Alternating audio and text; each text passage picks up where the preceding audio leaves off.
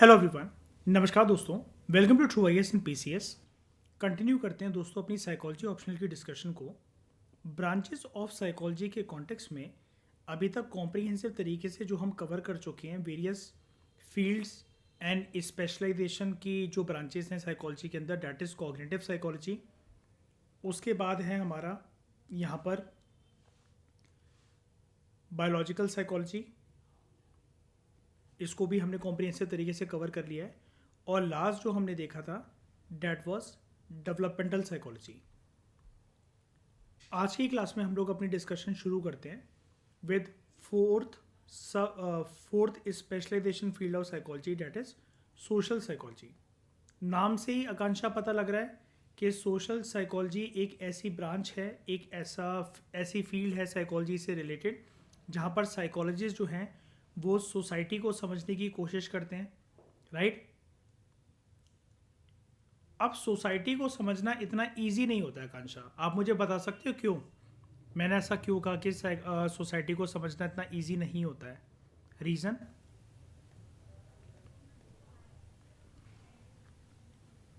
एक तो सोसाइटी में बहुत अलग अलग टाइप के लोग होते हैं, चलो पहला पॉइंट। और सबकी पर्सनैलिटी अलग होती है, पॉइंट नंबर 2। सही बोल रहे हो? और बोलो।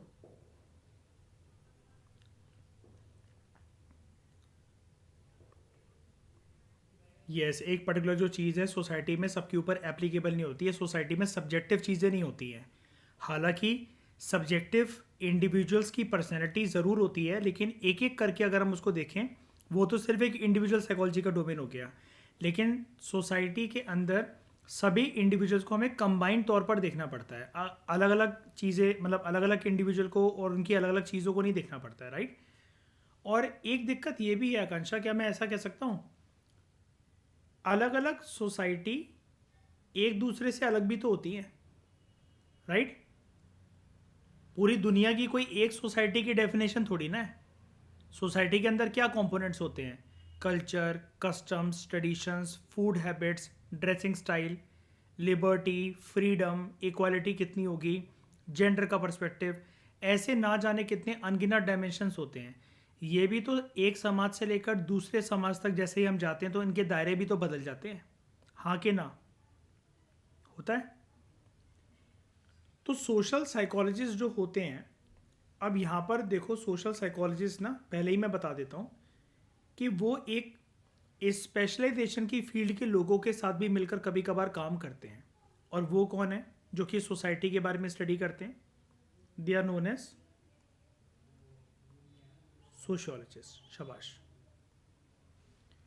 तो सोशल साइकोलॉजी इस ये जो फील्ड है इस चीज़ को एक्सप्लोर करती है वाली ब्रांच, कि कैसे जो लोग हैं वो अपने सोशल एनवायरनमेंट से अफेक्ट होते हैं। आकांक्षा, इस शब्द का मतलब क्या है सोशल एनवायरनमेंट? हमारे आसपास का वातावरण जिस जो कि लोगों से बना हुआ है, राइट। हमारे आसपास का वातावरण जो कि लोगों से बना हुआ है। और क्या हम भी इस वातावरण के पार्ट होते हैं? क्या हम भी सोशल एनवायरनमेंट के पार्ट होते हैं? होते हैं, ठीक है। तो जो ये जो सोशल साइकोलॉजिस्ट होते हैं ये इस चीज़ को एक्सप्लोर करते हैं कि कैसे लोग अपने सोशल एनवायरनमेंट से अफेक्ट होते हैं और कैसे जो लोग हैं वो दूसरों के बारे में सोचते हैं, और दूसरों के बारे में सोचते हुए कैसे जो लोग होते हैं वो एक दूसरे से इन्फ्लुएंस भी होते हैं, राइट। ऐसे ही होता है सोसाइटी में। हम दूसरों के बारे में अपने कुछ बिलीव्स, थॉट्स एंड ओपिनियंस बनाते हैं और हम दूसरों से इन्फ्लुएंस भी होते हैं, राइट। तो ये जो सोशल साइकोलॉजिस्ट होते हैं ये बड़े सारे टॉपिक्स के बारे में स्टडी करने के लिए काफ़ी ज़्यादा इंटरेस्टेड होते हैं, like attitudes, conformity, obedience, interpersonal attraction, helpful behaviour, prejudice, aggression, social motivation और इंटर ग्रुप रिलेशंस। अब ये तो सिर्फ यहाँ पर आकांक्षा नॉर्मल तरीके से नाम आ गए, इतने सारे है ना। ये सोशल साइकोलॉजिस्ट इन सारी चीज़ों को स्टडी करते हैं। एक एक करके ज़रा इनको डिकोड कर लेते हैं थोड़ा सा, है ना। राइटर ने हमें क्या बोला, एक बारी फिर से इसकी तरफ अगर हम निगाह मारें, सोशल साइकोलॉजिस्ट इंटरेस्टेड होते हैं बड़े सारे टॉपिक्स को स्टडी करने के लिए। फॉर एग्जाम्पल, पहला जो हमें वर्ड बोला गया डैट इज एटीट्यूड। एटीट्यूड्स मैंने आपको बताया था कि वो हमारी पर्सनैलिटी का कॉम्पोनेंट होते हैं। और क्या हम ऐसा कह सकते हैं कि संसार में दो लोगों की पर्सनैलिटी सेम हो सकती है? बताओ, नहीं ना। तो एटीट्यूड ना आपका एक कंप्लीट पैकेज होता है आपकी पर्सनैलिटी का। मतलब आप ऐसा कह लो, वो क्लास 12th की एनसीईआरटी में आपको और ज़्यादा बेटर क्लैरिटी से मैं पिक्चर दे सकूंगा। अभी मैं इनको ऊपर ऊपर से इन वर्ड्स को समझा दूंगा, ताकि अगर ये वर्ड दोबारा रिपीटेड होते हैं आगे चलकर तो आपको सब कुछ पता रहे इसके बारे में। एटीट्यूड्स बेसिकली हमारी पर्सनैलिटी से ही जुड़े होते हैं। इसमें आपका बिलीफ सिस्टम, आपका थिंकिंग पैटर्न, ये सारी चीज़ें शामिल होती हैं आपके एटीट्यूड में। ओके, तो एटीट्यूड भी आपको दूसरे इंडिविजुअल से अलग बनाते हैं। इसमें आपका नेचर होता है। ये वो एटीट्यूड नहीं है आकांक्षा जैसे हम किसी से बोलते हैं। मैंने आपको पहले भी बताया था ना कि तुम में कितना एटीट्यूड भरा हुआ है, तुम में कितना ईगो है। ये वो नहीं है। साइकोलॉजी की डोमेन में पहले से याद रखना आकांक्षा, इसलिए मैं शुरू से ही आपका बेस बनाते हुए चल रहा हूँ। एटीट्यूड यहाँ पर मतलब है आपकी पर्सनैलिटी का एक एस्पेक्ट, आपकी पर्सनैलिटी का एक कंपोनेंट। और जब भी साइकोलॉजी की फील्ड में आपको जो वर्ड देखने को मिलता है ईगो, ईगो का मतलब होता है रियलिटी, वास्तविकता। ये वो नई चीज़ होती है जैसे हम दूसरों से कहते हैं भाई मुझे तेरे से बात नहीं करनी, तेरे में तो बहुत ज़्यादा ईगो भरा हुआ है। ये वो ईगो नहीं होता है। ओके, दूसरा वर्ड हमारे सामने आ रहा है विच इज़ वेरी इंटरेस्टिंग। इसको हम कहते हैं कन्फॉर्मिटी। और इसी के साथ एसोसिएटेड एक वर्ड होता है ओबीडियंस। इन वर्ड्स को हम ना ऐसे इस्तेमाल करते हैं जैसे ये ना दोनों एक दूसरे से थोड़े से रिलेटेड भी हैं लेकिन अपोजिट भी हैं। जैसे अगर आप एक जगह पर बोल रहे हो कन्फॉर्मिटी, तो बिल्कुल उसके अपोजिट जो होगा वो होगा ओबीडियंस। लेकिन कभी कभार ऐसा भी होगा कि ये दोनों अपोजिट पिलर ना होकर एक दूसरे के साथ एक लिंक भी कभी कभार बना लेते हैं, लेकिन फिर भी दो टर्म्स अलग हैं। तो दोनों टर्म्स के अंदर डिफरेंसेस तो ऑब्वियसली बातें एग्जिस्ट करते ही करते हैं। अच्छा, मुझे आकांक्षा एक बात बताओ, कन्फॉर्मिटी का मतलब क्या होता है? क्या समझते हो इस वर्ड से? जब हम बोलते हैं, जब हम इस वर्ड को यूज करते हैं कन्फॉर्मिटी, ये कन्फर्मिटी नहीं है, याद रखना, स्पेलिंग देखना ध्यान से। Conformity, not confirm. मैं ये वर्ड यूज नहीं कर रहा हूँ कि हाँ कन्फर्म कर दो एक बारी। जैसे आप मुझसे पूछो कि सर क्लास कंफर्म कर दो 9 बजे है कि 10 बजे है, ये वो कंफर्म नहीं है। यहाँ पर वर्ड यूज हो रहा है कन्फॉर्मिटी। क्या होता है इसका मतलब? पहली बार आ रहा होगा आपके सामने ये वाला वर्ड, आई थिंक, है ना? कोई टेंशन वाली बात नहीं आकांक्षा, इसको हम आराम से डिकोड करते हैं, आराम से इस चीज़ को समझते हैं। देखो, कन्फॉर्मिटी का ये मतलब होता है, ये एक ऐसा एक्ट होता है, it is an act of changing, it is an act of changing one's behavior, it is an act of changing one's behavior, beliefs और एटीट्यूड्स। देख रहे हो बहुत सारे कंपोनेंट आ गए ना इसके अंदर। ध्यान से समझना, मैं डिटेल तरीके से समझा देता हूँ। क्लास 12 की एनसीईआरटी में इसके बारे में आएगा। कन्फॉर्मिटी ओबीडियंस हमारा प्रॉपर एक चैप्टर है जो कि इन टर्म्स के ऊपर बेस्ड है। मैं पहले से ही आपको पूरा जागरूक करा देता हूँ इससे। कन्फॉर्मिटी एक ऐसी चीज़ है जहाँ पर देख रहे हो आकांक्षा क्या कीवर्ड लिखा हुआ है। आप एक तो चेंज कर रहे हो, किन चीज़ों को चेंज कर रहे हो? 3 चीज़ों को, अपने बिहेवियर को, अपने व्यवहार रवैये को, स्वभाव को, अपने बिलीफ सिस्टम को और अपने एटीट्यूड को। या इनमें से कोई एक भी कर सकते हो, 2 भी कर सकते हो, सारे के सारे भी कर सकते हो एक साथ। अब सवाल ये उठता है, यार ये आप क्यों चेंज कर रहे हो अपना बिहेवियर, अपना बिलीफ या अपना attitude? Why it is called as an act of changing one's behaviour, beliefs और एटीट्यूड? आपको बेसिकली ना किसी एक जगह पर ना फिट होना है, और जहां पर आपको लगता है कि आप अपनी अपनी नहीं चला सकते हो तो वहां पर आप कंफर्म कर जाते हो। अब आप बोलोगे सर ये आप क्या बोल गए, तो उसको ज़रा मैं डिटेल में समझाता हूँ।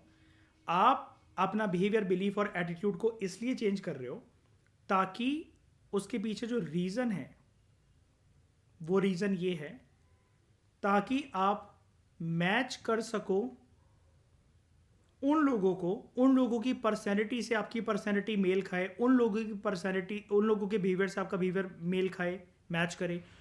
सामने वाले जो ग्रुप है उसके बिलीफ सिस्टम से जो आपके बिलीव्स हैं, जो आपके थॉट्स हैं वो मैच करें।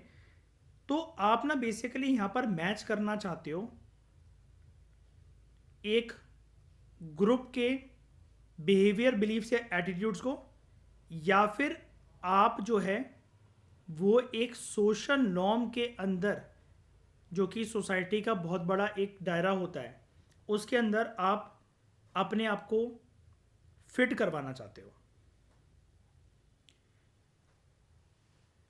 अब यहाँ पर रीज़न क्या है कि पर्सन के दिमाग में ये वाला सोच विचार आते ही क्यों कि सामने जो ग्रुप है मैं उसके बिहेवियर, बिलीव्स और एटीट्यूड से मैच करूं या सोशल नॉर्म को एक्सेप्ट करूं और फिट हो जाऊं। यहाँ पर पर्सन की बेसिकली एक डिज़ायर होती है, और वो डिज़ायर ये है कि यार मुझे भी सब लोग ना लाइक करें और सब लोग ना एक्सेप्ट करें मेरे को। तो आप उनके जैसा बनने की कोशिश कर रहे हो। समझ गए आकांक्षा? 100 बातों की एक बात अगर मैं एक प्यारी सी लाइन बोलूं, आप ना सामने वाले ग्रुप के रंग में अपने आप को भंग रहे हो, क्योंकि आप ये चाहते हो कि आपको भी सब लोग लाइक करें और आपको भी एक्सेप्टेंस मिले, आपको भी रिकॉग्निशन मिले। और आपको कहीं ना कहीं मानसिक रूप से यहां पर एक डर भी होता है। डर इस चीज का होता है because you want to avoid any kind of social disapproval. आप किसी भी प्रकार के सोशल डिसअप्रूवल को एक्सेप्ट नहीं कर सकते कि लोग आपको हेट करने लगें, सोशली बॉयकॉट कर दें, लोग आपको उनसे दूर कर दें, वो जो ग्रुप है आपको अपने में शामिल ना करे, आपके कोई दोस्त ना बने, इस वजह से। क्योंकि यहाँ पर ना आपको फ्यूचर को लेकर काफ़ी ज़्यादा एक अनसर्टेनिटी फील होती है, और आपके सामने फ्यूचर को लेकर जो सिचुएशन होती है कि फ्यूचर में पता नहीं क्या सिचुएशन आएगी, वो भी काफ़ी ज़्यादा आपके लिए सिचुएशन जो होती है वो अनक्लियर होती है।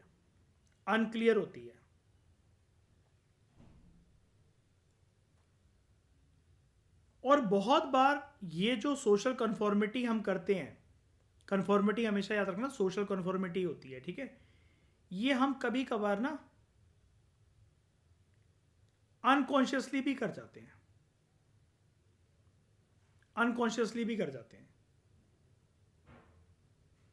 लेकिन बहुत बार ये वाली चीज हम कॉन्शियसली भी करते हैं, जानबूझकर भी करते हैं। ये कभी कभार हम कॉन्शियस तरीके से भी करते हैं। जब हमारे ऊपर एक प्रेशर मंडराता है जिसको हम कहते हैं सोशल प्रेशर। अब अगर आप कन्फॉर्मिटी दिखा रहे हो ना कांचा, तो जरूरी नहीं है कि आप ना हमेशा अच्छी हरकतों में शामिल हो, क्योंकि अगर बात यहां पर सोशल प्रेशर की आई गई है तो सोशल प्रेशर के अंदर तो आकांक्षा पीयर प्रेशर भी आता है, और पीयर प्रेशर के चलते बड़े सारे यूथ और जो एडोलेसेंट्स होते हैं वो गलत डिसीजन भी, तो बहुत बार गलत डिसीजन या गलत एक्टिविटीज में भी तो इन्वॉल्व कर लेते हैं अपने आप को। बताओ ऐसा है कि नहीं? अब यहां पर एक दिक्कत भी है आकांक्षा, अगर आप सोशल कन्फॉर्मिटी दिखाते हो, फॉर एग्जाम्पल मतलब मान लो कि मेरा एक एज, मतलब मेरा जो भी एज ग्रुप है वहां पर ऐसे लोग हैं वो सारे के सारे गवर्नमेंट ऑफिसर्स हैं, टॉप क्लास के अधिकारी हैं, है ना, और हमारी जो चर्चाओं का विषय जो होता है वो एक अलग टॉपिक्स के ऊपर होता है कि सरकार क्या कर रही है, मोदी गवर्नमेंट क्या कर रही है। मान लो कि मैं ऐसे लोगों के साथ मेरा उठना बैठना होता है।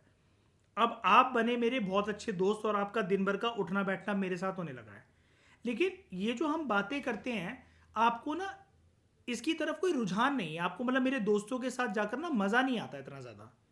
और जहाँ पर जब हम ऐसी बातें करने बैठ जाते हैं, मैं आपको 4-5 बार मान लो लेकर गया अपने दोस्तों के साथ, तो आपको ना मज़े नहीं आए मतलब हमारी कॉन्वर्सेशन में कि यार ये क्या सीरियस टॉपिक, यार राजनीति और इकोनॉमी और इन सब की बातें चल रही हैं।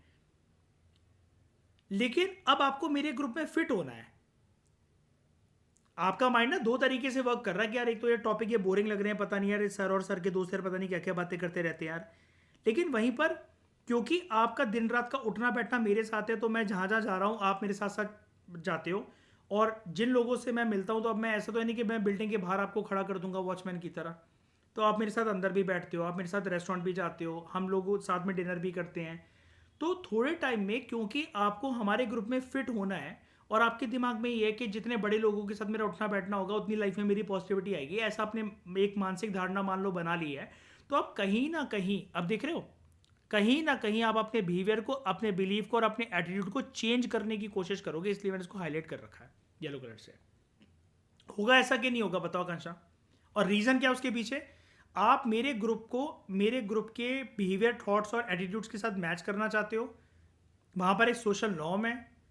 आपको लगता है, आपके अंदर एक डिजायर है कि यार मुझे भी सब लोग लाइक करें, मेरे को भी सब लोग एक्सेप्ट करें, मेरे से भी बात करें, मेरे भी विचार पूछें कि इस टॉपिक के ऊपर आकांक्षा तुम क्या सोचती हो। और आपको सोशल डिसअप्रूवल का भी डर लगता है कि यार मैं अगर कुछ बोलूंगी नहीं, सिर्फ ऐसे बूंदू बनकर चली जाऊंगी, सर के साथ बैठी रहूंगी, तो अगली बार से क्या पता सर ही खुद मना कर दें या फिर सर के दोस्तों को बोल दे यार इस लड़की को लेकर मत आया करो, तो बहुत बोरिंग सी लड़की है यार। तो आप ना उस चीज़ को लेकर, ऐसा बोला किसी ने नहीं है, लेकिन आपके दिमाग में बातें आएंगी because you are uncertain and आपको फ्यूचर की सिचुएशन काफ़ी ज़्यादा अनक्लियर है। और ये चीज़ आप हो सकता है कि अनकॉन्शियसली करो, लेकिन बहुत बार हो सकता है कि आपको मान लो मतलब दो तरह के इंसान होते हैं, या तो वो कूल बनने के लिए ऐसी हरकतें करते हैं तो वो अनकॉन्शियस तरीके से कर रहे होते हैं। कभी कभार कॉन्शियसली भी कि यार आपको ये पता है कि बड़े लोगों के साथ उठोगे बैठोगे और अभी आप जिस मुकाम पर जाना चाहते हो ये वही लोग हैं जो सर के साथ उठते बैठते हैं, ये सारे आईएएस आईपीएस हैं, इनकम टैक्स इंस्पेक्टर हैं। तो अब आप कॉन्शियसली ये डिसीजन लोगे अपने लिए कि यार किसी भी प्रकार का कोई सोशल प्रेशर मेरे ऊपर ना आए, तो यार मैं भी इनके रंग में भंग जाती हूँ। ये लोग जो बातें करते हैं, जिस चीज़ों में ये जोक क्रैक करते हैं, मुझे तो शुरू में हंसी भी नहीं आती, लेकिन अब मैं अपने दिमाग को ऐसा समझाऊंगी कि यार मुझे फिट होना है इस ग्रुप के अंदर। आप समझ में आए इस एग्जाम्पल से? क्लियर हुआ?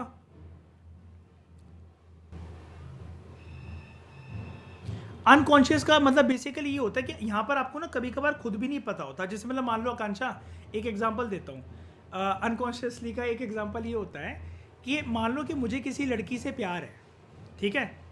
दोस्तों बैकग्राउंड के थोड़ा सा नॉइज़ को अवॉइड करना,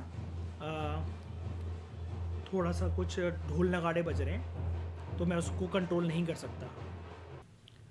हाँ, तो मैं आपको अनकॉन्शियस का एग्जांपल दे रहा था, तो मैं आपको ये बता रहा था, सपोज करो आकांक्षा कि मुझे है किसी बंदी से प्यार। अब अक्सर क्या होता है कि जैसे मतलब मान लो कि मुझे किसी से प्यार है, लेकिन अभी तक ना उसको मुझसे प्यार नहीं है, वन साइडेड लव चल रहा है। मुझे हो गया प्यार।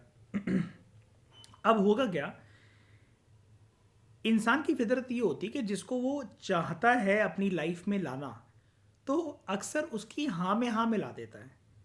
मान लो कि अभी तक जो चीज़ खाने पीने की मुझे पसंद नहीं थी, लेकिन अगर वो कह दे तो मेरी स्टेटमेंट कुछ ऐसी होगी, यार मुझे ये ज़्यादा अच्छा तो नहीं लगता लेकिन बुरा भी नहीं लगता। अब जैसे मेरा माइंड कहता है कि ये खाने पीने की चीज़ बुरी है, लेकिन क्योंकि उस बंदी को वो चीज़ बहुत ज़्यादा पसंद है, तो मैं कहूँगा नहीं यार, हाँ हाँ अच्छी होती है, इतनी बुरी भी नहीं होती, लेकिन मैं कम खाता हूँ उसे।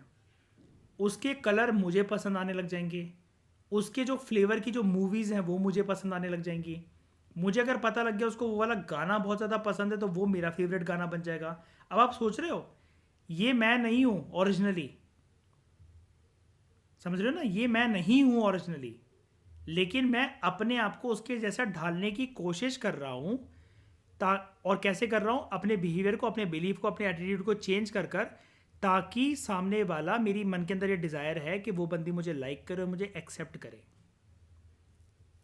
और मैं उसकी, और सुनो तो मैं उसकी हाँ में हाँ इसलिए मिला रहा हूँ, अगेन घुमा फिरा के सारी बातें मैंने स्क्रीन पे इसलिए लिखी थी क्योंकि मैं फ्यूचर सिचुएशन को लेकर बहुत अनसर्टेन और अनक्लियर हूँ। क्योंकि अगर मैं उसको नकारता रहूँगा कि मतलब मैं उसको, क्योंकि ये वन साइडेड लव है ना, और मैं उसकी हाँ में हाँ अगर नहीं मिलाऊंगा, तो मतलब दिमाग को मेरे डर ये लगेगा यार वो कहीं मुझे हेट ना करने लग जाए और किसी और के पास ना चली जाए, कि जो उसको कोई ऐसा बंदा मिल जाए कि जो उसकी हाँ में हाँ मिलाए और वो बिल्कुल अपने लाइक माइंडेड पर्सन को ढूंढ ले। क्योंकि इंसान की फितरत होती है, अगर मान लो कि आकांक्षा आप ही हो और मैं आपकी बातों को काटता रहूं या आप मेरी बातों को हमेशा काटते रहो, ऐसा नहीं ऐसा है, ऐसा नहीं ऐसा है, ऐसा नहीं ऐसा है, मेरा मेरे माइंड में ना एक बात ये आएगी कि यार इस बंदी से ना बहस करने का कोई मतलब नहीं है, ये बहुत ना चहटती है मुझसे। और आपके मन के अंदर भी आएगा कि भाई इनसे कुछ भी कह दो ना, फिर इनके ये जो है कड़वे वचन जो है वो शुरू हो जाते हैं, एक आर्गुमेंटेशन मोड में आ जाते हैं। तो हम कन्फॉर्मिटी उसी के साथ अनकॉन्शियस, ये आपने अनकॉन्शियस माइंड का मुझसे पूछा था कि अनकॉन्शियसली हम कन्फॉर्मिटी कैसे दिखाते हैं, तो वो ऐसे ही दिखाते हैं जब आपके बैक ऑफ द माइंड में किसी के लिए लाइकिंग होती है तो आप उसके उसके लाइफस्टाइल, उसके एटीट्यूड, उसके बिहेवियर, उसके बिलीफ, उसके सारे चीज़ों में घुसने की कोशिश कर रहे हो। कैसे कर रहे हो? हाँ में हाँ मिलाकर। और वो आपको मज़े की बात यह है कि इंसान को फिर वो पसंद भी आने लग जाती हैं वो चीज़ें, क्योंकि एक चाहत है। चाहत किस चीज़ की है? कन्फॉर्मिटी में हमेशा डिज़ायर, लाइक और एक्सेप्टेंस की होती है। हाँ, अब आप कुछ बोल रहे थे, बताओ।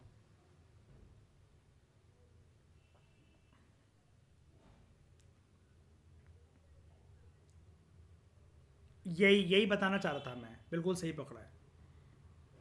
कन्फॉर्मिटी में दोस्तों ये वाली चीज़ याद रखना, जैसा कि आकांक्षा पोर्ट्रे यहाँ पर कर रही है। आकांक्षा बोल रही है कि हम हर एक चीज़ जो कन्फॉर्मिटी के अंदर कर रहे हैं तो वो हम नहीं है एक्चुअली, हम वो फेक तरीके से तो कर रहे हैं।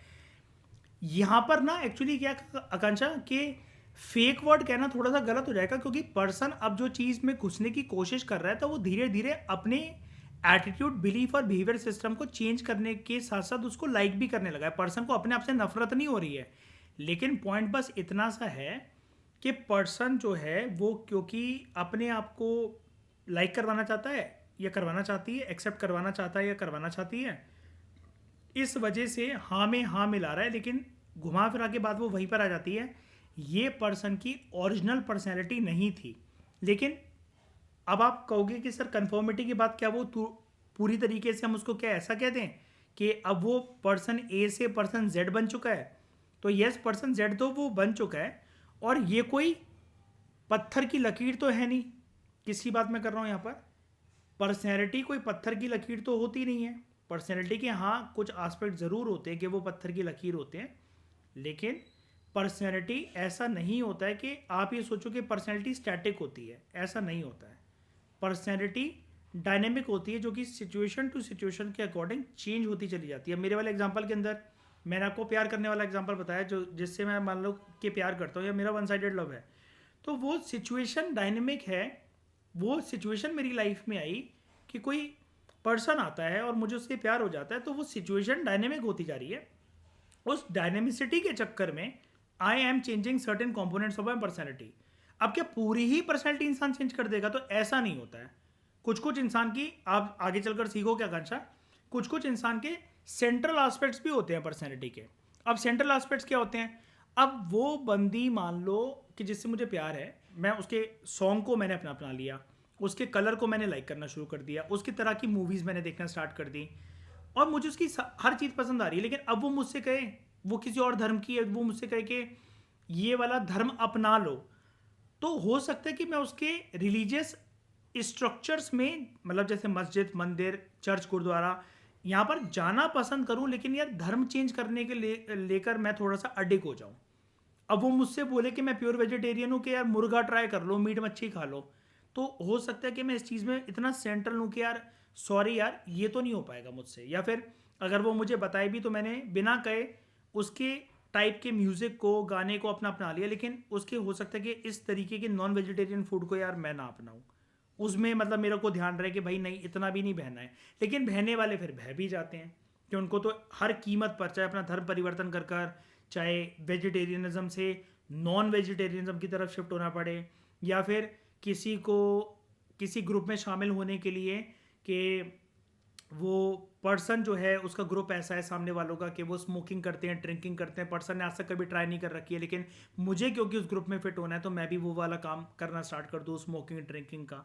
तो मतलब ये डिपेंड करता है पर्सन टू पर्सन कि पर्सन की पर्सनैलिटी के अंदर कौन से कॉम्पोनेंट्स बहुत ज़्यादा स्ट्रांग है और कौन से कॉम्पोनेंट बहुत ज़्यादा वीक है। वीक कॉम्पोनेंट्स बिन पैंदे की लोटे की तरह बहुत जल्दी डगमगा जाएंगे, और वहीं पर जो स्ट्रॉन्ग कॉम्पोनेंट्स होंगे, स्ट्रॉन्ग कंपोनेंट्स जो पर हमारे पर्सनैलिटी के होते हैं उसको हम कहते हैं, वो हमारी पर्सनैलिटी की कहलाती है सेंट्रल एस्पेक्ट्स, और उसको एक वर्ड से डिनोट करा जाता है जिसको हम कहते हैं सेंट्रैलिटी। सेंट्रैलिटी इतनी इजीली चेंज नहीं होती है। क्या चेंज नहीं होती है आकांक्षा इतनी इजीली? पर्सनैलिटी का कौन सा कंपोनेंट जिसको हम स्ट्रॉन्ग बोलते हैं, साइकोलॉजी में हम उसको क्या कहते हैं? सेंट्रैलिटी। हमेशा के लिए वाला वर्ड याद रखना कि central attitudes are very difficult to change. Person की पूरी जिंदगी सेंट्रल एटीट्यूड्स के गिर्द रहती घूमती रहती है। अगर मैंने डिसाइड कर रखा है कि I will never ever drink और स्मोक और नॉन वेज नहीं खाऊंगा, तो ये मेरी पर्सनैलिटी के सेंट्रल एस्पेक्ट्स हैं। फिर चाहे हूर की परी उतर आए, चाहे वो बंदी खुद मुझे प्रपोज कर दे और ये बोल दे कि यार बस ये वाली शर्त मान लो और मैं तुम्हारी तुम्हारी हो जाऊंगी जन्मों के लिए, तो मैं कहूँगा नहीं सॉरी, ये वाला काम तो नहीं हो पाएगा मुझसे। क्योंकि अगर वो मेरी पर्सनैलिटी का सेंट्रल कंपोनेंट है तो ही मैं ये कह पाऊंगा उससे कि सॉरी तुम आओ चाहे ना हो, मुझसे नहीं हो पाएगा वाला काम। लेकिन जिसका अगर वो वीक कंपोनेंट है उसको फर्क नहीं पड़ता, अरे भाई ठीक है, ये वाला प्यार मुझे मिल तो रहा है, इसके साथ ग्रुप में घुसने का मुझे मौका मिल तो रहा है, मुझे रिकॉग्निशन एक्सेप्टेंस और लाइकिंग मिल तो रही है, तो पर्सन हो सकता है इजीली चेंज भी कर ले। समझ गए कन्फॉर्मिटी क्या है यहाँ पर? तो कन्फॉर्मिटी एक हमारा फंडामेंटल एस्पेक्ट होता है सोशल लाइफ का। यहां तक कोई डाउट तो नहीं है? आगे बात करूं, मेरे को थोड़ी सी कन्फॉर्मिटी के ऊपर और बात करनी है। देखो, एटीट्यूड ना आपके दिमाग में एक सोच विचार वाली चीज होती है कि आपका एक थॉट उत्पन्न हुआ है, जब वो आपके इमोशन से, माइंड से होता हुआ आपके बिहेवियर, आपके मतलब रवैये पर, स्वभाव में, आपके फेशियल एक्सप्रेशंस पर आकर उतरता है, तब हम उसको बिहेवियर कहते हैं। जैसे ना, मैं आपको एक चीज़ बताता हूँ, आप क्लास 12th की एनसीईआरटी में एक चीज़ सीखोगे, एक वर्ड आता है कि हमारी पर्सनैलिटी के अंदर कोई भी चीज़ जब आती है तो आपके बिहेवियर तक वो कैसे उतरती है। तो उसका प्रॉपर स्टेप क्या होता है? उसका 3 स्टेप होता है जिसको हम कहते हैं कैब। याद करने का तरीका वैसे उसको होता है ABC। ये ABC वर्ड आप बहुत जगह पर सुनोगे क्लास 12th की एनसीईआरटीज़ के चैप्टर में, लेकिन इसको ABC बच्चों को सिर्फ याद करवाने के लिए लिखवाया जाता है। प्रॉपर ऑर्डर हमेशा किसी भी चीज़ का होता है CAB, कैब। C से होता है आपका कॉग्निटिव, A से होता है अफेक्टिव, B से होता है बिहेवियरल। पहले आपकी कोई भी चीज़ जो पर्सनैलिटी का कोई भी कंपोनेंट होता है वो हमेशा आपके थिंकिंग और आपके थॉट पर उतरता है। आप पहले सोचोगे किसी की चीज़ के बारे में। अफेक्टिव वर्ड का मतलब यहाँ पर ही होता है, ए से होता है अफेक्टिव, इसकी स्पेलिंग होती है AFFECTIV, अफेक्टिव। अफेक्टिव कंपोनेंट का मतलब होता है सोच विचार उत्पन्न होने के बाद आपके जागरूक होंगे कुछ इमोशंस, और फाइनली जब इमोशंस जागरूक होंगे उसके बाद आपके चेहरे पर, आपके रवैये में, आपके हरकतों में, आपके स्वभाव में, उठने बैठने के तरीके में वो इमोशंस आपके कहीं ना कहीं रिफ्लेक्ट होंगे। फॉर एग्जांपल, अगर आप मुझसे चिढ़े हुए हो, ठीक है, और आपका वो अभी तक एक थिंकिंग और इमोशन का कंपोनेंट है, आप अभी तक उसको बिहेवियर पर नहीं उतार रहे हो, लेकिन बहुत दिनों तक जब वो इमोशनल कंपोनेंट अपने अंदर आप रखोगे ना, तो वो आपके चेहरे से, या फॉर द टाइम बिंग आप मुझसे चिढ़े हो, किसी बात से मेरी नाराज हो गए, या फिर आप मेरी किसी बात से बहुत ज़्यादा खुश हो गए, तो वो आपके चेहरे पर, आपके रवैये में, आपकी हरकतों में, आपके एक्सप्रेशन में कहीं ना कहीं वो निकल कर आ जाएगा। तो साइकोलॉजिस्ट हमेशा ऐसा मानते हैं कि जो चीज़ जो चीज़ थिंकिंग पैटर्न से, इस स्टेज से पास हुई है जिसको हम कहते हैं कॉग्निटिव या कॉग्निशन से, तो वो उसका इम्पैक्ट हमेशा ऐसा निकलता है कि जब आपने किसी चीज़ के बारे में, किसी इंसान के बारे में सोचा है, अच्छा सोचा होगा चाहे बुरा सोचा होगा, लेकिन उस इंसान के बारे में कुछ इमोशन ज़रूर जागरूक हुए होंगे, उस सिचुएशन के बारे में, उस इवेंट के बारे में कुछ इमोशन ज़रूर जागरूक हुए होंगे, खाने पीने की चीज़ के बारे में, अच्छी है कि बुरी है, कुछ इमोशन ज़रूर जागरूक हुए होंगे, और उसका परिणाम निकलता है आपके बिहेवियर के ऊपर। लेकिन बिहेवियर को भी समझना हमेशा पॉसिबल नहीं हो पाता है, क्योंकि इनिशियल लेक्चर्स में आपने 2 वर्ड मुझसे सुने होंगे आकांक्षा, कि बिहेवियर के भी 2 एस्पेक्ट होते हैं। एक जो होता है जो चेहरे पे आपकी हरकतों से दिख जाएगा, जिसको हम कहते हैं ओवर्ट, और दूसरा होता है कोवर्ट, है ना, जो अंदर ही रहता है। कभी कभार लोग चेहरे पे लाना, अपने इंटरनल बिहेवियर को या रियल बिहेवियर को लाना पसंद नहीं करते हैं, है ना। वो बहुत अच्छी तरीके से नकाब पहनना, अपनी पर्सनैलिटी के ऊपर नकाब को ओढ़ना बहुत अच्छी तरीके से उन लोगों को आता है। क्लियर हुआ? इन सब चीज़ों को डिटेल में आकांक्षा इसलिए बता रहा हूँ, इन सब चीज़ों को आपको फील करना पड़ेगा, इन सब चीज़ों को आपको समझना पड़ेगा, तभी आप बहुत प्रैक्टिकल और अच्छे एग्जाम्पल्स के साथ अपने आंसर्स को प्रेजेंट कर सकोगे, है ना। ये कोई ऐसी चीज़ नहीं है मैं चाहूँ तो इसे एक झटके में मतलब यहाँ तक ला कर के हाँ स्पेशलाइजेशन की साइकोलॉजी की फील्ड्स हैं, ऐसी ऐसी फील्ड्स होती है, एक ओवरव्यू मैं आपको दे दूँ। वो ओवरव्यू तो मैं अभी दे दूंगा, लेकिन आगे चलकर ये सारे वर्ड्स आपके सामने टकराएंगे भी, तो आपको परेशान भी तो करेंगे, फर्दर चैप्टर्स में आएंगे भी तो पहले से ही अगर मैं बताता जाऊंगा तो आपको एक कॉन्फिडेंस आएगा कि हाँ इस चीज़ के बारे में मैंने सुना है, इस चीज़ के बारे में सर ने बताया था, इस चीज़ के बारे में मेरे नोट्स ऑलरेडी तैयार हैं, तो मुझे कुछ कुछ इसके बारे में पता है। ओके, कन्फर्मिटी के बारे में कुछ और बातें करते हैं। इसको हम लिखते हैं, यहाँ पर लिखते हैं। अब कन्फर्मिटी के कुछ इम्पॉर्टेंट की एस्पेक्ट्स भी होते हैं कि जैसे आप दूसरों की हाँ में हाँ मिला रहे हो तो उसके कुछ की एस्पेक्ट्स क्या होंगे। सबसे पहला जो की एस्पेक्ट होता है आकांक्षा, वो होता है हमारा एक अंदर से मोटिवेशन। आपने अगर सोच लिया है कि दूसरों की हाँ में हाँ मिलाना है, उस ग्रुप में शामिल होना है, तो ऐसा माना जाता है साइकोलॉजिस्ट के द्वारा कि लोग जब कन्फर्म करते हैं तो उसके पीछे दो रीजंस होते हैं विद इन मोटिवेशन। एक तो होता है रीजन कि आप नॉर्म्स को अबाइड करना चाहते हो, ओबे करना चाहते हो आप उसको, वैसे तो वो ओबीडियंस बन जाएगा, लेकिन इसको हम कहते हैं, मैं पहले वर्ड लिख देता हूँ आपके सामने तब आपको अच्छे से समझ आएगा। इसको हम कहते हैं नॉर्मेटिव इन्फ्लुएंस। इसको हम कहते हैं नॉर्मेटिव इन्फ्लुएंस, कि आप जो सोशल नॉर्म्स है ना, सोशल नॉर्म्स को बेसिकली आप एक्सेप्ट करना चाहते हो, चाहे भले ही वो आपके सोशल नॉर्म्स ना हो। अब आप कहोगे कि सर ये आपके और मतलब तेरे मेरे सोशल नॉर्म्स क्या होते हैं। यहाँ पर सोशल नॉर्म्स के अंदर ये जो दो चीज़ें आ जाती है कि तेरे सोशल नॉर्म अलग, मेरे सोशल नॉर्म अलग, इसका मतलब है क्योंकि सोसाइटी भी तो सबकी अलग अलग है। तो जिस जगह पर आप फिट होने की कोशिश कर रहे हो तो हो सकता है कि वहाँ पर उनके सोशल नॉर्म्स अलग हों, तो उनके नॉर्म्स का इन्फ्लुएंस आपके ऊपर होता है कि अगर आप उस चीज़ में एग्री नहीं करोगे या फिर उनकी चीज़ों को लाइक नहीं करोगे, तो हो सकता है कि आपको एक डर है। मैंने आपको बताया ना, सारी बातें घुमा फिरा के इसी पॉइंट पर आ जाती हैं कि यू आर फीलिंग अनसर्टेन या फिर अनक्लियर। आपका दिमाग फ्यूचर सिचुएशन को लेकर अनक्लियर है या फिर बहुत आप अनसर्टेनिटी फील कर रहे हो और आप सोशल डिसअप्रूवल को अवॉइड करना चाह रहे हो। तो अगर सोशल डिसअप्रूवल को अवॉइड करना चाह रहे हो तो आपको सोशल नॉर्म्स का पालन तो करना ही पड़ेगा। तो इसको हम कहते हैं नॉर्मेटिव इन्फ्लुएंस। और कभी कभार ऐसा होता है जो दूसरा कॉम्पोनेंट मैं लिखने जा रहा हूँ आकांक्षा, उसका प्रभाव तुम्हारी लाइफ पर पड़ा है अभी कुछ रीसेंट ईयर्स में, कुछ रीसेंट महीनों में। और जैसा आप कन्फॉर्मिटी दिखा रहे हो आपने रूटीन में, तो आप जो आप बन चुके हो ना आजकल, ये आपके ऊपर इन्फ्लुएंस काम कर रहा है। और वो है आकांक्षा आपकी जिंदगी बदलने वाला इंफॉर्मेशनल इन्फ्लुएंस।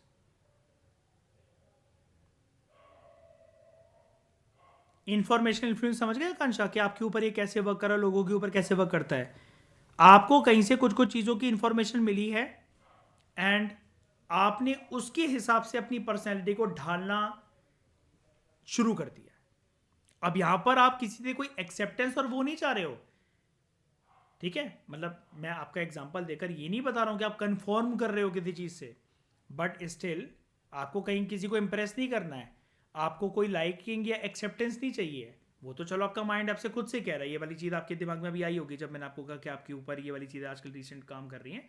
लेकिन मैं आपको बस इतना बताना चाह रहा हूँ कि इंफॉर्मेशन का प्रभाव आपके ऊपर इस प्रकार से पड़ा है जीवन के कुछ पिछले पास्ट दिनों में कि आपने उसके इंफॉर्मेशन के दायरे में आकर अपने बिहेवियर को चेंज करा है, अपने बिलीफ सिस्टम को भी चेंज करा है, अपने एटीट्यूड्स को भी चेंज करा है, जिसकी वजह से आपको ये खुद भी पता होगा कि आपकी ओवरऑल पर्सनैलिटी का जो दायरा है वो थोड़ा सा चेंज हो गया, वो पोजीशन ए से पोजीशन बी की तरफ आ चुका है। हाँ या ना? ठीक है। दूसरा की एस्पेक्ट होता है कन्फर्मिटी का, और वो है types of conformity. Types of conformity. अब टाइप्स में हमारे सामने जो पहला टाइप आता है दैट इज नोन एज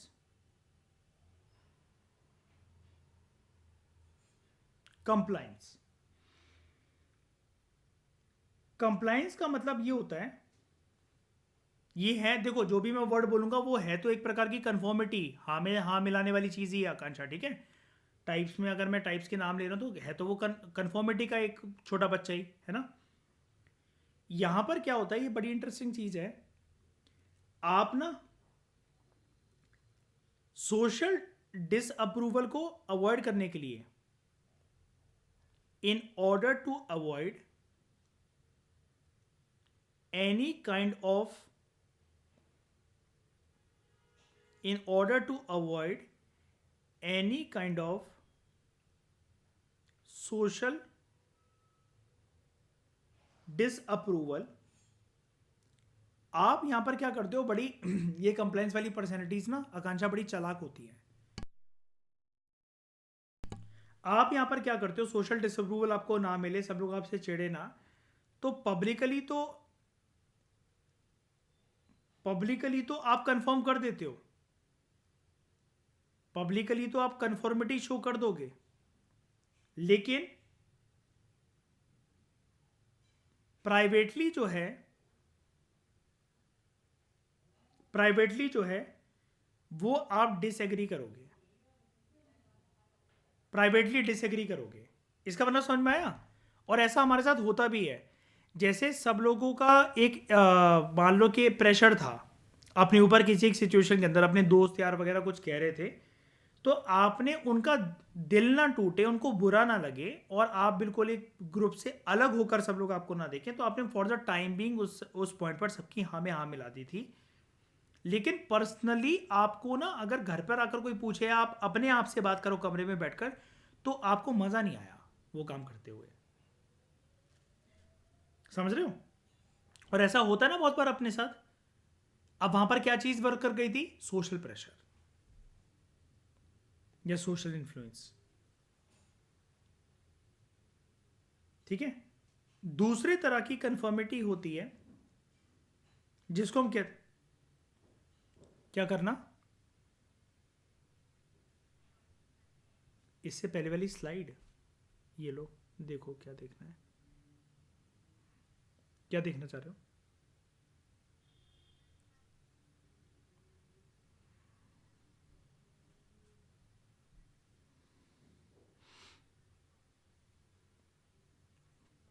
हाँ, यहाँ पर मैंने बताया था, ये रहा कि social psychologist explore how people are affected by the social environment and how people think about and influence others, या फिर उनसे इन्फ्लुएंस भी होते हैं। ये कंप्लायंस, हाँ बिल्कुल, हाँ हाँ बिल्कुल कंप्लायंस के दायरे के अंदर। ये देखो बात तो वही है ना, हम यहाँ पर जो कन्फर्मिटी की बात कर रहे हैं, कन्फर्मिटी के बच्चे ही तो हैं, कन्फर्मिटी का एस्पेक्ट यहाँ से चला थोड़ी ना जाएगा।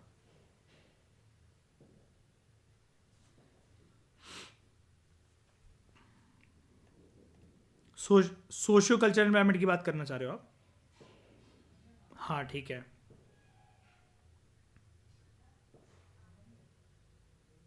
हाँ मतलब एक जैसे कोई इन्वायरमेंट, एक रिलीजियस ग्रुप का इन्वायरमेंट है ना। अब पर्सन वहाँ पर मना नहीं कर पाया है, फॉर एग्जांपल मतलब मान लो कि कोई एक गुरु नानक जयंती पर सब लोग एक लंगर प्रसाद बांट रहे थे रोड पे खड़े होके, सारे सरदार और सरदारनियों की टोली निकल रही थी, मतलब मान लो, है ना। अब अपन को कोई हेटरेट नहीं है किसी रिलीजन से, है ना, या मान लो चलो हेटरेट है किसी पर्सन को, लेकिन वहां पर उसने ये देखा कि यार अगर मैं मना कर दूंगा, इनके प्रसाद को फेंक दूंगा अगर इनके सामने, तो कुछ हो सकता है मेरे साथ, समझ रहे हो ना कांचा। कोई बवाल क्रिएट हो सकता है, और घर जाने से पहले मेरा चेहरा बिगड़ सकता है, हजारों बातें आती है पर्सन के मन में जब सोसाइटी का प्रेशर होता है। तो यहाँ पर वो चीज़ लागू हो सकती है कंप्लाइंस वाली, है ना। किस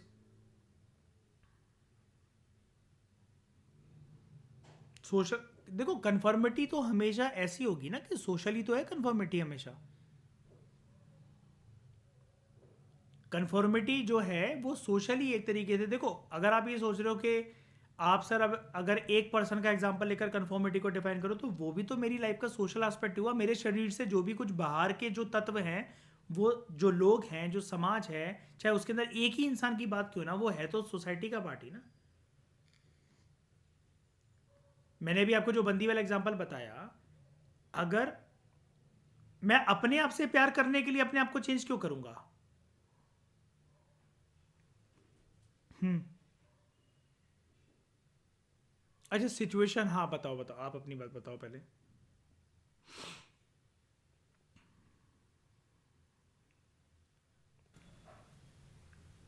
हाँ, कि पर्सन, हाँ पूजा पाठ जैसे घर वालों ने सिखा रखा है कि हमें करनी चाहिए लेकिन हम फिर भी नहीं कर रहे हैं, मतलब मान लो, है ना? तो फिर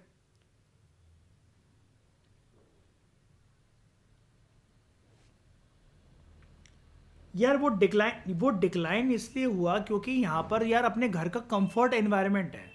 समझ रहे हो ना? अब जैसे मतलब मान लो कि अपने 5 लोगों का ग्रुप है आकांक्षा, हम सारे ही लोग रोज मंदिर जाते हैं सुबह, और आप नहीं जाते हो, मतलब आपको कभी ना ये चीज़ पसंद ही नहीं है। और हम जब अपने जब अब देखना, मैं आपको बताता हूँ, देखना, हम जब मंदिर जाते हैं तो हम ना फोटो डालते हैं, फिर हम कभी तीर्थ यात्रा पे गए, कभी वैष्णो देवी की ट्रिप पे निकल गए, कभी उज्जैन की ट्रिप पे निकल गए, आपको नहीं पूछ रहे क्योंकि आपको इंटरेस्ट ही नहीं है। और तुम फिर मुंह फुला फुला के हम लोगों की फोटोज चेक कर रही हो, है ना? पूरे दिन तुम्हारा खराब जा रहा है, अपनी मम्मी से कंप्लेंट कर रही हो, मुझे नहीं पूछा, मुझे नहीं बोले गए। अब जब भी तुम हमसे पूछती हो तो हम तो यही कहेंगे कि यार हम तो तुमसे पूछते थे, तुम्हें ही तो इंटरेस्ट नहीं है बिल्कुल ये धार्मिक और इन सब चीज़ों में। और हम वहाँ पर कोई पहाड़ों में कोई मज़े थोड़ी ना करने जा रहे हैं, हम तो यार धार्मिक ट्रिप पे जा रहे हैं, तो हम तो रास्ते भर मज़े करते हुए जाएंगे, हम तो रुकेंगे भी, हम तो ढाबे पे खाना भी खाएंगे। तो अब आपको समझ रहे हो ना कि आप जल रहे हो, मतलब हमसे देख देख के वो करके। तो आपको ये लगेगा कि यार मैं थोड़ा सा ना अलूफ हो गई हूँ, और इस मतलब दूर हो गई हूँ। तो इस मतलब अलूफनेस से सोशल डिसअप्रूवल आपके सामने ना आए, तो आप भी कहीं ना कहीं एडजस्ट करने की कोशिश करोगे अपने आप को, और उसी एडजस्टमेंट को एक कन्फर्मिटी का नाम दिया जाएगा। ये चीज़ होती है कि चलो यार अगली बार से मैं भी आ जाऊंगी, तुम लोगों का जब प्लान बने तो मेरे को भी बुला लेना। फिर अगर आप ये कह रहे हो कि आ जाऊंगी और प्लान बने तो बुला लें, तो यानी कि कहीं ना कहीं आपको जो चीज़ पसंद नहीं है फिर भी आप उसे पसंद करने की कोशिश कर रहे हो, है कि नहीं? ये है। क्लियर हुआ? अब दूसरी तरह की जो कन्फर्मिटी होती है दोस्तों, that is known as identification.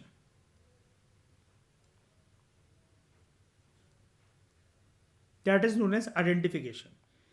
यहां पर आइडेंटिफिकेशन के अंदर क्या होता है, पर्सन इसलिए कन्फर्म करता है ताकि वो मेंटेन कर सके मेंटेन कर सके एक प्रकार के सोशल रोल को, या फिर सिंपली एक सोशल रिलेशनशिप को।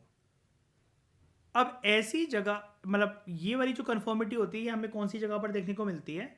ऐसी जगह जहां पर आप ना काम करते हो या फिर डेली बेसिस पर आपका किसी से इंटरेक्शन होता है। फॉर एग्जाम्पल, अगर कोई पर्सन कहीं पर वर्कर है, अब वर्कर मतलब दिहाड़ी मजदूर नहीं होता हमेशा, आप एमएनसी में काम कर रहे हो, कहीं पर भी काम कर रहे हो, ऑफिस जा रहे हो, आप सरकारी अधिकारी हो, आप मान लो, तो आप हो तो एक वर्कर ही। तो वहाँ पर आप ना ऑफिस के माहौल से, लोगों का जो ग्रुप है, आप उनकी बातों को अपनाने की कोशिश करोगे, उनके मजाक पर, चाहे भले ही आपको शुरू शुरू के दिनों में या फिर कुछ टाइम तक हंसी ना आ रही हो, लेकिन आप हंसने की कोशिश करोगे। या फिर आपको किसी एक पर्सन को अपना एक फ्रेंड बनाना है, कि गली मोहल्ले में होते हुए आप बोर हो जाते हो, एक जगह पर रहते रहते, या फिर कोई ऑफिस का कोई कलीग है, कोई कॉलेज के अंदर आप पहले दिन गए हो, तो आपको कोई ना कोई तो सहेली या कोई ना कोई तो दोस्त तो बनाना पड़ेगा ना बात करने के लिए, ताकि आपको बोरियत फील ना हो। तो आपको उनको समझना पड़ता है, आप हमेशा अपनी बातें थोप नहीं सकते। तो कभी कभार यहाँ पर एक पर्सन जो है वो अपने वर्किंग एनवायरनमेंट के अंदर घुसने की कोशिश करता है, दोस्ती बनाने की जब कोशिश करता है किसी से, तब वो एक सोशल रोल या रिलेशनशिप में जब अपने आप को ढालने की कोशिश करते हैं, तो ऐसी कन्फर्मिटी को हम आइडेंटिफिकेशन कहते हैं। ताकि अगर हम किसी के साथ अपने आप को एसोसिएट कर रहे हैं, तो हमारी भी एक आइडेंटिटी उसके सामने झलके। समझ रहे हो आकांक्षा इस चीज़ को, कि ये वाली कन्फर्मिटी का मतलब क्या हुआ आइडेंटिफिकेशन का? ये वाली कन्फर्मिटी पिक्चर में तभी आती है जब आपको एक सोशल रोल या रिलेशनशिप परफॉर्म करना होता है, क्योंकि आप जानते हो कि बिना उसके आप अपनी अपनी बातें कहते चलोगे, थोपते चलोगे, तो ऐसे कैसे दोस्ती चलेगी, है ना? अगर if I am your friend, तो वहाँ पर 50% अगर आप अपनी बात करते हो तो 50% आपको मेरी भी तो सुननी पड़ेगी बातें, कि अपनी अपनी बातें बोलकर आप हमेशा रोज चले जाओगे, ऐसे दोस्ती चलेगी क्या? या ऐसे वर्क एनवायरनमेंट के अंदर कि आप अभी अभी अभी वहाँ पर आपने ऑफिस ज्वाइन कर रखा है, आप लवासना गए हो, अभी मान लो आज आपका पहला दिन है, तो आप अपनी अपनी बातें चलाने लगोगे सबसे, वहाँ पर दूसरों की कुछ भी नहीं सुनोगे। दूसरों की जब अपनी वो लोग बातें करने लगेंगे या वो कोई जोक क्रैक करने लगेंगे तो आप शक्लें बनाने लगोगे गंदी गंदी। क्या ऐसे आप फिट हो पाओगे? ऐसे वो आपको लगता है कि अगली बार आपको बुलाएंगे अपने साथ बैठने के लिए? नहीं ना, ये चीज़ है। और एक और तरह की जो कन्फॉर्मिटी होती है, डैट इज इंटरनलाइजेशन। इसको भी हम यहां पर लिख देते हैं। ऊपर वाली देख ली? ठीक है। तीसरी तरह की कन्फॉर्मिटी को हम कहते हैं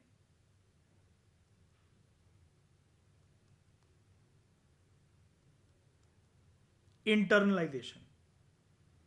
अच्छा, इंटरनलाइजेशन का ये मतलब है, जैसे आप अभी मुझे एक आर्गुमेंट पुट नहीं कर रहे थे आकांक्षा के, सर ये तो फेक बिहेवियर हुआ ना, पर्सन अगर आप दूसरों के अनुसार अपने आप को ढालने की कोशिश कर रहा है ना, अगर क्या, हाँ मतलब एक ओपिनियन था, जैसे अभी आप एक कह रहे थे ना, मतलब एक चीज़, मतलब एक चीज़ पोर्ट्रे कर रहे थे। तो यहाँ पर क्या है कि इंटरनलाइजेशन के अंदर ना वो वाली दिक्कत से आप पूरी तरीके से निजात हो जाओगे, आप पूरी तरीके से फ्री हो जाओगे अगर कन्फर्मिटी इंटरनलाइजेशन नेचर की है। यहाँ पर आप ना मन मार कर नहीं कुछ एक्सेप्ट कर रहे हो। इंटरनलाइजेशन वाली कन्फर्मिटी बड़ी प्यारी कन्फर्मिटी इसलिए होती है क्योंकि आप यहाँ पर मन नहीं मार रहे हो। जैसे अभी कंप्लाइंस के अंदर क्या हो रहा था, आपको डर था सोशल डिसअप्रूवल का, तो पब्लिकली तो आप हाँ में हाँ मिलाकर आ गए, घर आकर आप मतलब उस चीज़ को बिल्कुल घर वालों को बता रहे हो, यार यार पता नहीं कैसे ऐसे लोग हैं, कैसी सी वो है, ऐसे है वैसे, और घर आके आप चुगली कर रहे हो, बाहर बहुत अच्छे बनते हो आप। आइडेंटिफिकेशन में क्या है, क्योंकि आपका पर्सनल स्वार्थ जुड़ा हुआ है, तो आप इसलिए उसके जोक पर हंस रहे हो, उसकी तरीके से दोस्तों की तरीके से बातें कर रहे हो, आपको पसंद कुछ भी नहीं आ रहा, लेकिन बस ये कि आपको यार वक्त काटना है, काम चलाना है, कॉलेज के ईयर्स काटने हैं, स्कूल का एनवायरनमेंट जो है वो वैसा है, तो आप कुछ कर नहीं सकते हो, तो यहाँ पर आप अपना मन मार रहे हो, यहाँ पर भी मार रहे हो, कंप्लाइंस के अंदर भी मार रहे हो। लेकिन इंटरनलाइजेशन में ऐसा नहीं है। इंटरनलाइजेशन की क्योंकि डेफिनेशन यही कहती है, you are you are genuinely adopting, you are genuinely adopting the groups, एक पूरे ग्रुप की जो बिलीव्स हैं और जो वैल्यूज हैं, ग्रुप की जो बिलीव्स और जो वैल्यूज हैं, आप उसको जेन्युइनली अडॉप्ट कर रहे हो एज योर ओन, आप दिल से खुश हो। अच्छा, अब ये वाली कन्फॉर्मिटी कैसे आएगी, इसका एक एग्जांपल दूं। इसका एग्जाम्पल ना हम मनगढ़ंत नहीं बनाते, जेन्युइन दिखा देता हूं।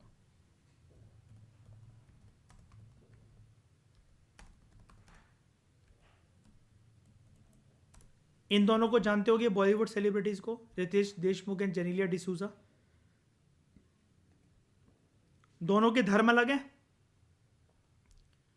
दो, हाँ अलग हैं भाई, जान ये हिंदू है, Maharashtrian Hindu, and she is Christian. अब धर्म की बात मैंने क्यों करी, अगर धर्म अलग है तो सारे रिचुअल्स, कस्टम्स, नॉर्म्स सब कुछ अलग अलग होगा। वो जिस परिवेश में पली बड़ी होगी, जो भी उसने सीखे होंगे, है ना, सारी चीज़ें ये इससे बहुत अलग होंगी। लेकिन दोनों को प्यार हुआ और दोनों ने शादी कर ली खुशी खुशी।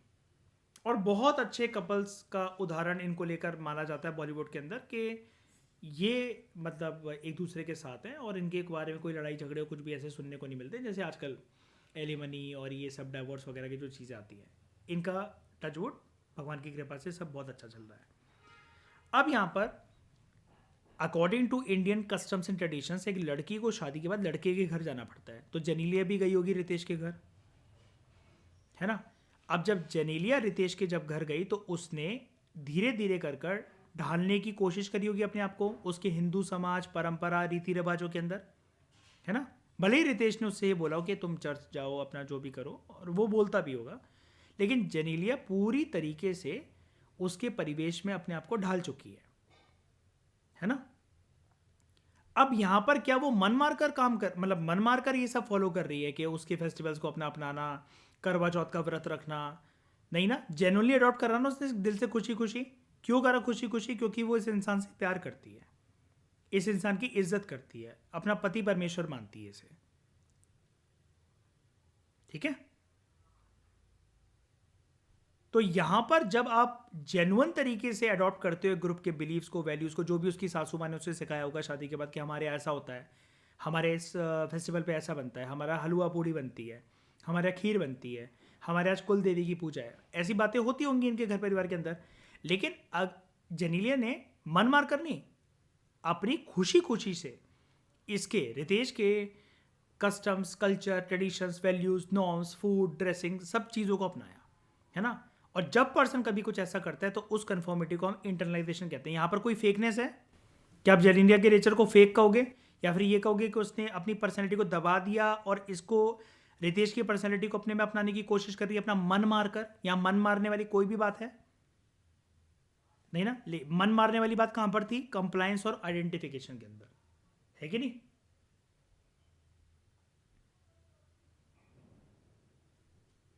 क्लियर हो गया? तो क्लास 12th की काफ़ी सारी चीज़ों को मैंने आपको क्लियर करवा दिया है, ठीक है, काफ़ी सारी, with respect to this topic of conformity. ये सब कुछ क्लास 12th में आएगा, और क्लास 12th में भी इतना डिटेल में नहीं है, मुझे ऑफिस की बातें वहाँ पर भी आपको बताना ही पड़ेगा ये सब चीज़ें और भी। लेकिन कन्फर्मिटी अब जो वर्ड आएगा इससे रिलेटेड मतलब आप काफ़ी सारी चीज़ें जान चुके हो। बात लेकिन अभी हमारी पूरी नहीं हुई है। अब हम बात करते हैं कि कन्फर्मिटी के लिए कौन कौन से इन्फ्लुएंसिंग फैक्टर जो हैं वो वर्क करते हैं। कन्फर्मिटी के ऊपर कौन कौन से जो इन्फ्लुएंसिंग फैक्टर्स हैं वो वर्क करते हैं। पहला होता है ग्रुप साइज। अच्छा, एक या दो लोगों को मना करना किसी काम मतलब किसी एक चीज के लिए इजी है, या फिर 40-50 लोगों को मना करना इजी है? आप खुद बताओ। एक दो को ना। तो अगर मैं आपसे ऐसा कहूं कि जितना बड़ा आपका ग्रुप होगा, ग्रुप का साइज होगा, तो कन्फर्मिटी उतनी ज्यादा होगी कि कम होगी? ज्यादा होगी। Larger the group size, larger is the conformity. दूसरा इन्फ्लुएंसिंग फैक्टर है कन्फर्मिटी के ऊपर, जो कि है social pressure. Social pressure social pressure जितना ज्यादा होगा, कन्फर्मिटी ज्यादा होगी कि कम होगी? ज्यादा होगी। और ये प्रेशर अगर एक्सप्लिसिट हुआ, अच्छा एक्सप्लिसिट और इम्प्लिसिट वर्ड का मतलब जानते हो? एक्सप्लिसिट वर्ड का मतलब होता है, आकांक्षा, क्रिस्टल क्लियर मैनर में आपको पता लग रहा है कि आपके ऊपर सोशल प्रेशर है, पता लग रहा है कि सब लोग आपके रिस्पॉन्स का वेट कर रहे हैं। किसी एक जगह का प्लान बनाया, पूरा कॉलेज का ग्रुप जो है आपका क्लास का ग्रुप है वो टूर पे जा रहा है, और सबकी निगाह आपके ऊपर है कि आकांक्षा चलेगी कि नहीं चलेगी। पूरी क्लास ने पैसे दे दिए हैं, मैम को अपना नाम दे दिया है, अब सिर्फ आपका नाम नहीं आया, आपकी तरफ से कंफर्मेशन नहीं आया है।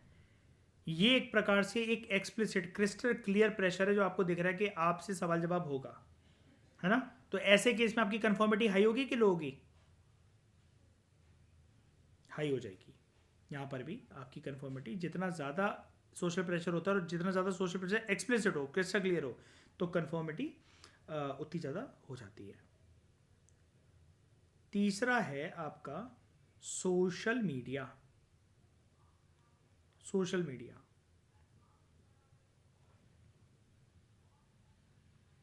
अब जो भी चीज़ें हम सोशल मीडिया पर देखते हैं तो ये कन्फर्मिटी उसकी वजह से काफ़ी इजी हो जाती है। जो ये सोशल मीडिया प्लेटफॉर्म्स होते हैं ये हमारी कन्फर्मिटी को एम्पलीफाई मल्टीप्लाई करने का काम करते हैं by making it easier to see and adopt behaviour of other persons. अब इसका एग्जांपल दूं मैं आपको क्या होता है सोशल मीडिया की वजह से कन्फर्मिटी कैसे आएगी। एग्जाम्पल है इसका, फैशन को लेकर जो ट्रेंड्स चलते हैं ना वो,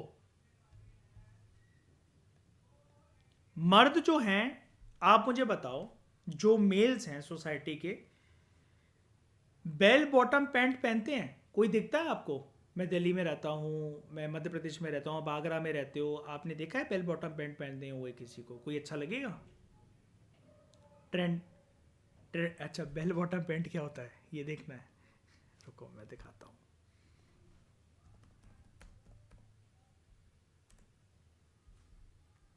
ये होती है मेल वाली, लिखते हैं ज़रा।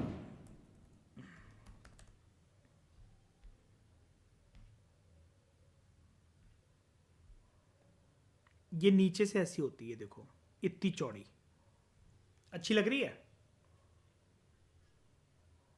नहीं, ये वैसे देखते हो आप अपने माहौल में आसपास, या कोई भी मर्द ऐसे अच्छा लगेगा आपको, कोई ऐसे मिलने आए कोई लड़का ये पहनकर?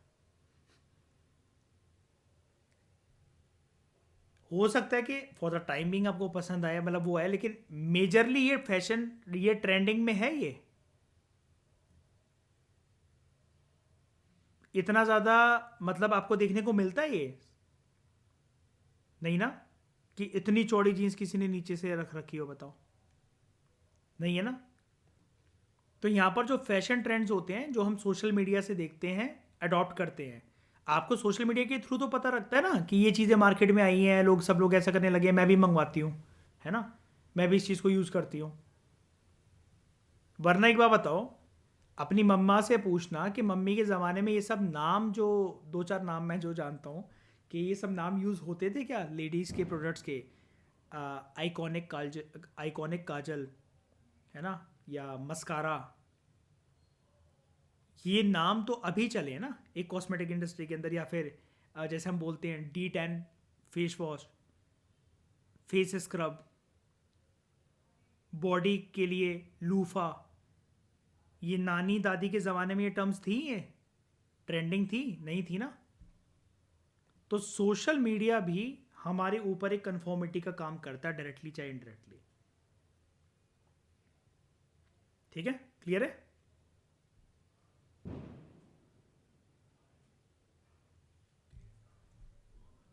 तो और टर्म्स को हम समझेंगे और अगले लेक्चर में हम अपनी डिस्कशन स्टार्ट करेंगे कि कन्फॉर्मिटी तो मैंने आपको पूरा बता दिया, कन्फर्मिटी ओबीडियंस से कैसे अलग है, और ओबीडियंस के अलावा इस वर्ड के ऊपर भी हम काफ़ी डिटेल डिस्कशन अपनी करेंगे।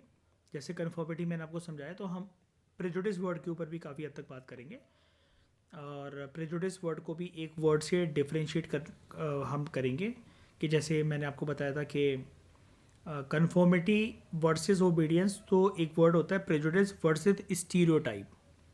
ठीक है, ये कैसे रिलेटेड है और उनमें क्या डिफरेंस है, इसको हम अगले लेक्चर में जानेंगे। इस डिस्कशन में दोस्तों फिलहाल इतना ही। Thank you very much for discussion.